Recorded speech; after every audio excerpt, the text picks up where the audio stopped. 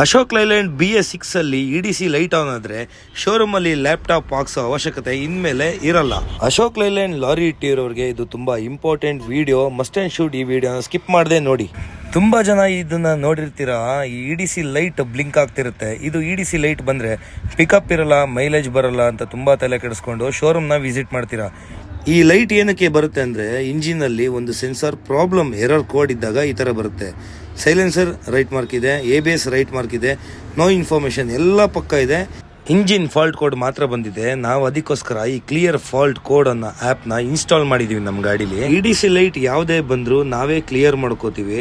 ಇದು left button ಹತ್ರ clear fault code ಅಂತ ಈ ಆ್ಯಪ್ ಇನ್ಸ್ಟಾಲ್ ಆಗಿರುತ್ತೆ. ಈ ಆ್ಯಪ್ ಇನ್ಸ್ಟಾಲ್ ಮಾಡಿ EDC ಲೈಟ್ ಆನ್ ಆಗ್ತಿದೆ ಅಂದರೆ ಲಾಂಗ್ ಪ್ರೆಸ್ ಬಟನ್ನ ಇದು ಪ್ರೆಸ್ ಮಾಡಿ ಹಿಡಿದ್ರೆ clearing fault code please wait ಅಂತ ಬರುತ್ತೆ. ಇದು ಬಂದಿದ್ದು 5 ಸೆಕೆಂಡ್ಸ್ಗೆ ರೈಟ್ ಮಾರ್ಕ್ ಅಂದರೆ ಇಂಜಿನ್ ಫಾಲ್ಟ್ ಕೋಡ್ ಕ್ಲಿಯರ್ ಆಗಿದೆ ಅಂತ ಅರ್ಥ.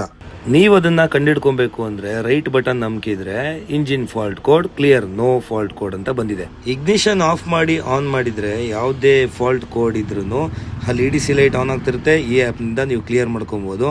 ಈಗ ಇಂಜಿನ್ ಓಕೆ ಇದೆ, ರೆಡಿ ಟು ಮೂವ್. ನಿಮ್ಮ ಹತ್ರ ಏನಾದರೂ ಅಶೋಕ್ ಲೈಲ್ಯಾಂಡ್ BS6 ಲಾರಿ ಇದ್ರೆ ಈ ಆ್ಯಪ್ನ ಇನ್ಸ್ಟಾಲ್ ಮಾಡಿಸ್ಕೊಳ್ಳಿ. ಲೈನಲ್ಲಿ ಏನೇ EDC ಲೈಟ್ ಬಂದು ಪಿಕಪ್ ಡೌನ್ ಆಗಿ ಪ್ರಾಬ್ಲಮ್ ಆದರೆ ನೀವೇ ಕ್ಲಿಯರ್ ಮಾಡ್ಕೊಂಬರ್ಬೋದು. ಈ ವಿಡಿಯೋನ ಆದಷ್ಟು ಶೇರ್ ಮಾಡಿ ಅಂತ ಹೇಳ್ತಾ, it's me Rocky signing off. Bye.